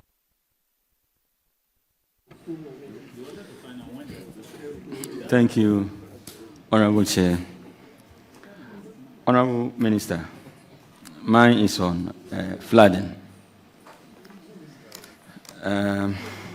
Let me, first of all, solidarize with the victims and also commend His Excellency the President for the action taken so far and your entire team. Honorable Minister, when it comes to the laws of our country, you understand the laws better than some of us. There are a lot of laws governing planning of our country. And if you permit me, I would want to mention just 3 for the benefit of our viewers and listeners. We have the Land Use and Spatial Planning Act 2016, the Act 925. We also have the 2016 Act, Local Government Act 936. And then more importantly, the Ghana Hydrological Authority Act 2022 Act 1085. Honorable Minister, all these laws is meant to help us protect the society by building our country properly. At the end of the day, I have a simple question, which is, or let me say, I want to find out from you, has any institution been held accountable for negligence if they fail to enforce planning laws that resulted into the recent disaster? Thank you. Well, Chairman, I believe that this question that you asked me, you have the answer yourself. Because if we were to be holding people accountable, we will not be where we are. But the challenge is that spatial planning is the preserve of the district assembly. Parliament sits here. In fact, if Parliament is going to put up one room here, they are supposed to get permit from the district assembly. Is Parliament doing it? If the ministry is going to put up anything, any of the ministry, you are supposed to take permit. You are supposed to take fire certificate. All those things that we all gloss over it. And the assemblies, I don't know for whatever reasons, they are not also flexing, because if they enforce it, I'm sure it will force all of us to comply. They are not enforcing it. Now we have MMDCs that are not elected, they are appointed. I mean, you appoint Muntaka as the DC for the place. Now you are going to do something, he comes and says that, no, you have to get permits. Instead of you to understand that that is the law, you start threatening him, you start saying all manner of things.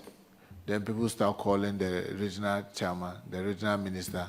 He's making us lose votes. He's going to let us go back to opposition. You do that and then you go to opposition. Then another one comes. They use the same thing. They go to the opposition.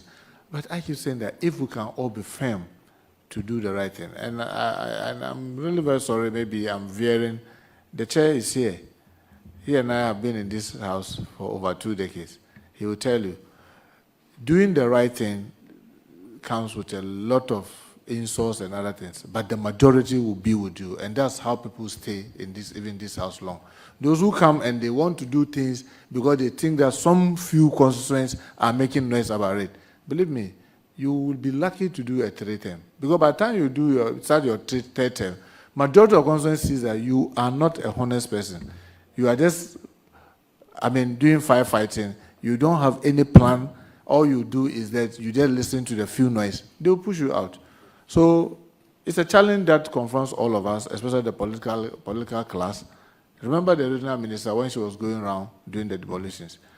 People, I saw one video. Me, I've invested in NDC. You came, you didn't give me anything. Today, even my property, you are breaking it down. And then we'll see, next election. And you don't see anybody coming to the support of the regional minister. She's a human being. She's a politician. There's so much noise. People are saying that, hey, she's doing this in our stronghold. She's doing this area she went, the whole of that area. We won all the ballot box. She begins to feel threatened. But if the very people in that area are cheering her and supporting her, telling her, yes, this will prevent all of us from running into the disaster, I want to believe she will have continued. But the same people, everybody keep quiet. Even the majority who believe that what she's doing is right are quiet and leaving her alone to carry the burden of the few who are making noise and are daring and using video, threatening her and what have you. She said naturally she will begin to slow down. So the whole thing is an attitudinal thing that starts from every one of us. It starts with you, Honorable Mustafa. It starts with me, Honorable Muntaka. It starts with the chairman, Honorable Netiwo. Let's ensure that in our small corners, the right things are being done. Just this morning, before I was coming here, I was talking to the Minister for Lands. Look at the nature, the way Achimota is saving all of us. People are applying that what on what. Their great-grandfather, what on what, gave it, some portion should be given to them. In my constituency, there's some reserve like that. I just saw that people were felling trees. I called the minister and said, what is this? He's not even aware. And I'm saying, look, even in the midst of this, people are just cutting the forest reserve that are helping the cities. In the name of, we want portion of it. You want portion of it to do what with it? The reason why we kept it as a reserve, are we saying that it's no longer important? It is. So why are you talking about giving part of it for that you sell and develop what? So it's an attitudinal thing that all of us must wake up to the realization that if we don't support the right thing being done, and it's going to be the business as usual, where all we think about is the next election. Well, I have seen it since President Kufuor. I've been in this house since President Kufuor. When you are doing the things because you don't want to lose the vote, it's the very reason why you go and lose the vote. Thank you, Chair. All right, Minister, we have just 2 more, this and then we'll discharge you. Yes, Honorable. Thank you, Mr. Chairman. Minister, I want to ask if there are any shops that sells legitimate or legally firearms in Ghana, and if so, what measures do you put in place before selling someone firearms? And don't you think it will be better for the buyer to go through some mental examination or mental health training before selling the weapon out? Thank you. Honorable Minister. Well, we have arms dealers in Ghana, and they are also licensed. They are licensed by the Ministry of Interior, and the process they go through is very vigorous, because you need to have what they call the magazines where you keep this, and where they keep them. The CID units, they have a land registry unit within the police CID. What they do is that, so for example, if Honorable Montaka comes to register to be an armed dealer, first you apply to the minister. The minister refers it to the CID and the BNI to do what we call the background check, to check the background of Montaka. What does he do? Is it somebody that will not endanger public if it's allowed to be dealing in arms? When all this has been done, then you now get the certificate to be an armed dealer. Now, when you become an armed dealer, when you are going to import arms into the country to sell, even before you do the importation, you come and apply to the Ministry of Interior that I want to apply for this type of arms into the country to sell. You give all their details and everything, even including the ammunitions. When those things are granted, before you now go and import, and when it comes, you now write again that it has arrived. So the CID unit will go and march it into that magazine where they keep it, and you have a padlock, they also have a padlock, so they will lock it. So if you are there and Honorable Nitu says he's coming to buy, they will now inform the CID. They will check that Honorable Nitu have applied to have that gun. They will do the background check on him. Oh, okay, it will not be a threat to public if he's having that gun. Now you can sell it to him. When they say they take all his fingerprint and everything, they now go with you to the magazine, open it, and then take that particular arm to him. Take all the serial numbers and everything. So if you look at what they are doing, we shouldn't have problem. If everybody was doing it, with the touch of the button, you should be able to tell who is holding what gun, what is the registration number of that gun, what that gun can do, what that gun cannot do, when the person acquired it, who sold it to that person. All this is there. The challenge we are having is the underdealing, the one that is done on all of us blind side. Because what others do, for example, individually, Honorable Nitu travels to America where they can sell guns openly in the shop. You can just look and go and see, oh, I like this one. Can I see it? You try it and all that and all that. Then, when he's coming to Ghana, he will now write to the Minister of Interior saying that because of ABCD, I want to have this sidearm. Then the ministry will do background check on him. Oh, he's a high-profile person. I mean, no criminal record, decent person, decent job, he's a member of parliament, former defense minister, is granted. Now he comes, he now will now allow him to bring in the sidearm. Go to the CID, they take the serial numbers, pick his fingerprint, and then return the sidearm to him with the permit or like the license. So he keeps it, and every year he renews it. So if you look at the process, yes, it's a bit vigorous, but the record keeping is there, and it's digitalized. You can tell who and who. That's why I'm saying that I've asked that they should send messages to people. So that's why we are saying that in all this process, what we realize that is missing is that when we are giving it to Honorable Muntaka to go, we don't check. Yes, he's a decent person, he has a job. I mean, Honorable Nitu is former defense minister, he's still a member of parliament, but we don't check, does he know how to use it? We don't check that one. That's why we are bringing the training. Is he on drugs? We don't check that. Is he in the right frame of mind? Because the law says that you should only give it to somebody in the right frame of mind. And I'm saying that I cannot sit and look at the people here and say that, oh, look at Honorable Danjuma, the way he's quiet this morning, it looks like he's not in the right frame of mind. But after Honorable Jab, he's in the right frame. You can't do that. You have to, there should be scientific way of doing it. And when we are doing it, the other general is here. Narcotics, when it comes to drug tests, we insist that only Narcotics Control Commission will do it. And they are in all the 16 regions. And they are in additional 66 districts. When it comes to mental health, we insist that it should be the mental health authority. And they are everywhere in the region that will do and certify that this person is in the right frame of mind. So if you look at the process that we are, even the addition, it is just to enhance, to make sure that whoever is keeping it is safe for the person to keep it. That's why we are doing what we are doing. But the process currently, I can show you those who are dealing with it, if they are doing the right thing, this is the process and where they keep it and where we always get it, the information and who is buying from them. Thank you, Chair. Uche, you are the last person. I appreciate you, Honorable Chairman. Honorable Minister, I don't know whether when you were responding to the Honorable Lukoto in his question, you talked about this, but just want to find out whether plans are advanced for us to start issuing licenses for the cultivation of the cannabis. And then let me conclude on this, Honorable Chair.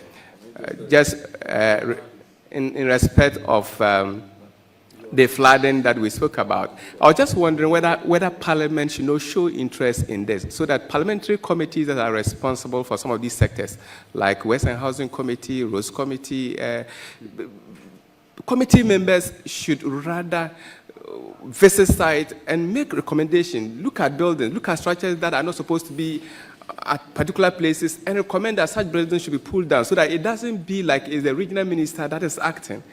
I believe that as parliamentarians, if we make such recommendations, sector ministers or regional ministers will not be held by constituents. I remember as Rose Committee members, we visited Accra just, I think, 2 months ago.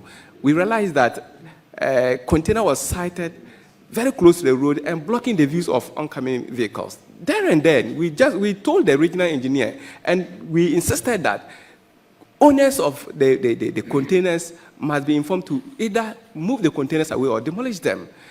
In that case, the regional minister will not be seen as the person asking them to move the container. And so as committees of parliament, we have to take responsibility of some of these things, so that people should see as MPP, NDC members of parliament, we are recommending that this building be demolished. If we go that way, I think it will help us as a country. Thank you. After Honorable Netu and I, we've seen this again and again and again. I mean, when he first came, they were in power, we were in opposition. Then, when you're in opposition, you don't want to be seen, in quotes, hurting the public, because you want them to sympathetic and vote for you. When you are in government, you are struggling to do the right thing. Those of your other colleagues who are not part of the executive, no, this your action will make us unpopular and we'll lose the next election. And we've been running that battle again and again. And I don't know, frankly speaking, I don't think it has benefited any of us. Just not to repeat myself, it hasn't benefited any of us. I've been here, President Kufuor, we came, President Mers, and then we went back to opposition after President Mahama, and then President Nanado came. Now we are back. I mean, the same modus operandi, the politicians. Next election, oh no, you lose vote. I mean, who is going to brace it and say that, look, I'll do the right thing and I'll lose the next election? And I can tell you, the person will win the next election easily, because people are seeing you doing the right thing, even though they are difficult. But sometimes the courage to do it is a difficulty. Lastly, about the narcotics, yes, the people have applied. The Director General just drew my attention that at least 8 people, 8 people have gotten to the finish line, and he's bringing it to me for approval. 8. At least 8 companies have been able to get to the finish line, so they can start the legitimate cultivation with all the necessary measures put in place. So, yes, the process is on, and it's even online. People are able to apply. Yeah, we've been hearing a lot of people saying that, okay, why can't we review? And I say that, look, it's too early. You just start the implementation, less than 1 year. And people are talking about review. Let's start the implementation. Let's go up to maybe a year. Then let's see the real challenges that emerge, that comes out of it. Then we can use that for review. But even before you start implementing, you are talking about review. What kind of review are you going to do? So I hope that those who are interested can be patient. Let's see, now we have this 8. Let's see how the implementation goes. And if there's the need for us to come back to Parliament for some amendment or to change some of the processes, why not?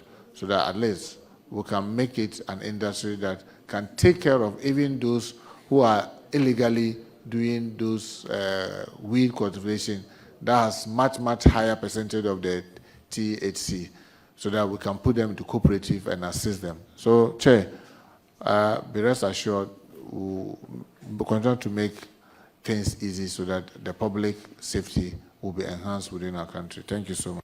Honorable Minister, you need to educate the public a lot on this.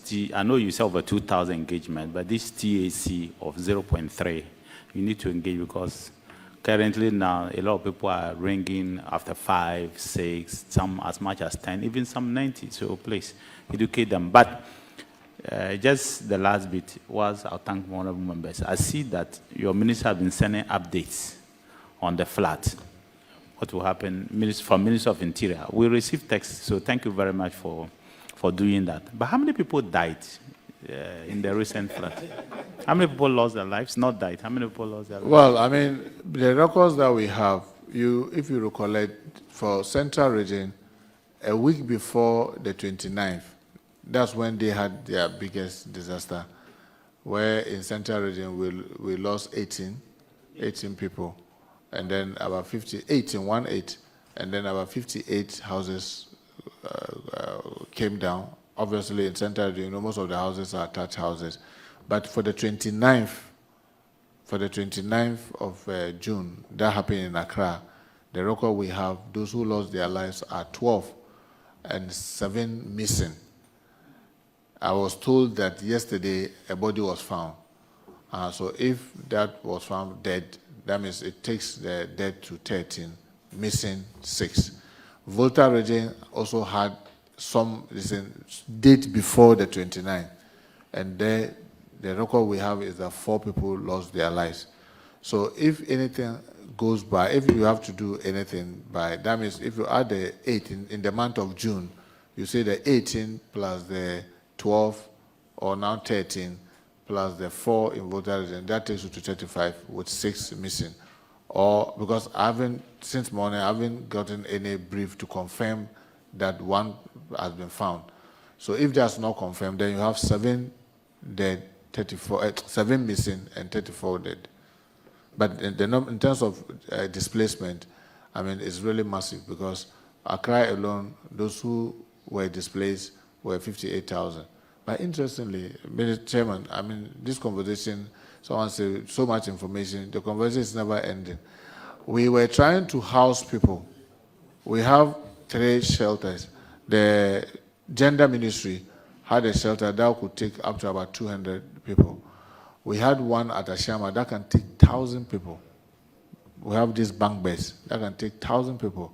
In fact, we were preparing additional mattresses that could give additional places that people, because there were offices that we could use for people. And then we have another one by National Security that can house about 300 people. Chairman, we're going around asking people, come and let's go. And people say, no, just give me the relief item. I have a cousin who is assisting me. I have a niece, or I have a brother. People refuse, and we say that because you are displaced, I'm going to use the military to force you into a bus and go and keep you where you don't want. In fact, the gender ministry, out of panic, one afternoon went and cooked food because she was told that some people were stranded in Dome. She got there and there was nobody in that church to eat that food. Because people just say, give us the relief, and I can say in confidence, of the 29 municipalities that got affected in Greater Accra, by the close of Saturday, we have given every municipal the relief items. We've covered all the 29. And I have the detailed information. If the committee is interested, I can WhatsApp it to you to show you how many bags of rice we gave, how many blankets, how many mattresses, all the items that were sent to these 29 municipalities. And in these municipalities, the way we distributed the chair was very transparent. I remember I told the regional minister, one of the things that we want is that we want the MP for that area to be there. We want the municipal chief executive for that area to be there. We want our NADMO director to be there so that the 3 of them will hand over these items. So she made the announcement and the regional minister personally supervised it. And I want to take this opportunity to thank her. I mean, she never had a rest. We were constantly in touch. Sometimes the distribution goes deep into the night, but she stood her ground. She was there to supervise it. And I want to thank the staff of the NADMO and the security agencies for all the role that they played. Our hope is that, I mean, this should not be happening. And I want to also take the opportunity to thank the Minister of Communication because I'm working with the Communication Ministry to assist in sending these messages. Now, we've tried to create subcommittees, and one of the subcommittees is what we call the early warning subcommittee, so that we work together, because Hydro sits with Works and Housing, Met sits with Communication, NADMO sits with Interior. So they were all working in that kind of silos. Now we managed to get them, to put them together, and now agree that even when once the rain Met is predicting up to 40% possibility, let us know and let's send the messages to people. But if it is below 40%, that means it's not so much risk. But once it's up to 40%, let us send it. If it doesn't happen, at least people have been told that place your things well or position yourself very well. So we'll continue to do that to protect public protect lives and property, and ensure that there's public safety. Thank you so much. Honorable Minister, do find time and space to inform the MPs, because it looks like a lot of the MPs were not aware that they were supposed to be part of the distribution. So inform. Otherwise, your DCs and NDC will not inform them. And just the last one, short one, and let your answer be very short. The committee that is expected to make sure that they clear off the area so that flooding, at least, if we can prevent it completely, but it will be reduced. Because you and me know that a lot of our gutters are choked. People have built where they are not supposed to build. People have blocked the roads. People have blocked. In fact, people have actually gone to fill up water reserves. They filled. Look, all the areas, the dams, they've gone and filled up, and now the tea is so smaller. Then when the water is coming, water will spread. It will find its own level. The committee is expected to have worked with the Western Housing Minister and your minister as part of them and others. When is the committee starting their work? I hear the armed forces are leading. When are the people of Ghana expected to see action? They've started. Frankly, they started on, I think, was it Thursday? They started, but because the place is really big, and let me admit, we have subcommittees, and we've agreed that when it comes to this mitigation and all that, it will be communicated by the government communication. But it's just the bit I can just say is that the rest of what they've started, and we are making when we came to finance to take the money, we assure them that that component for the mitigation will be led by the 48 engineers. And that's exactly what we are, so that we are not giving to any private person and procurement and all these challenges. So that has started. I'm not to, communicate on the details, but the government communication is supposed to do with the general that we chose to lead this. They will be doing the fine details. But we have about 5 subcommittees. The committees are the mitigation subcommittee. They are those to do the dredgery, try to clear the garbage, the silt, and those things. That's led by the 48 engineers. We have the relief and donation subcommittee that is led by Interior and NADMO in terms of the relief item distribution. We'll have the mitigation, what we call the early warning subcommittee led by the communication minister to ensure that people get timely messages and what have you. And then we'll also have the sanitation and health that is led by the local government minister and the health minister. For the others, the waste that is the filth that is filling our street, the health issues, because once you have flooding, if you are not careful, cholera sets in, typhoid, and other health-related issues. So you see that they are also sending messages reminding people, eat warm food, don't eat cold food, wash your hand, and all that. Use sanitizer as much as possible, and then make sure that you are using alum and chlorine in the water. If you see the face of the water, it's not very good, and all that. So it's a multi kind of thing that we are doing, but we'll be meeting. Even yesterday, there was that meeting to review, since the flood, where are we? What progress has everybody made? And all of us presented our report, what we've been able to do in the last week. So all this will be communicated, but the mitigation committee have started. Honourable Minister, a member wants to acknowledge something. Yes, Honourable Minister, I am only here to express my gratitude to you personally for your intervention. And when the dam spillage occurred in my constituency, I called upon you and you came through, and I want you to know I'm extremely grateful. The people of Wejagbawe are grateful.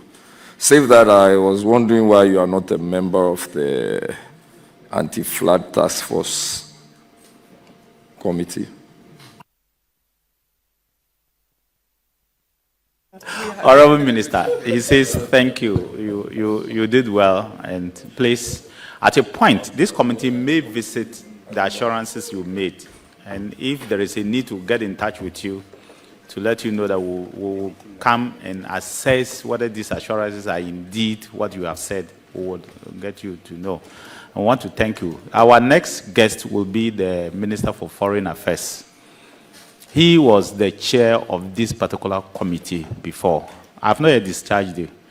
He was the chair of this committee, so that will be our next guest for this. And I hope that he and his people would appear. Even if the minister is not here, the deputy should be here.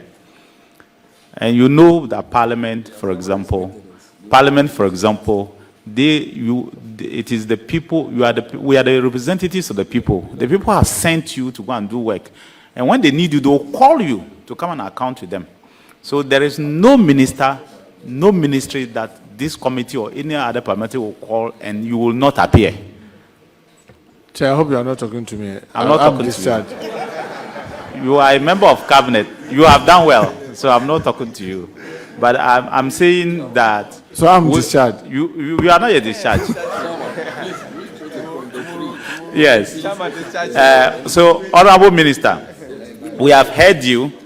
Again, I think that what you did is good, where you are saying that the MP, the DC, the MMDC, and then the other person, the NADMO director, will work together to ensure that the people get what is due them.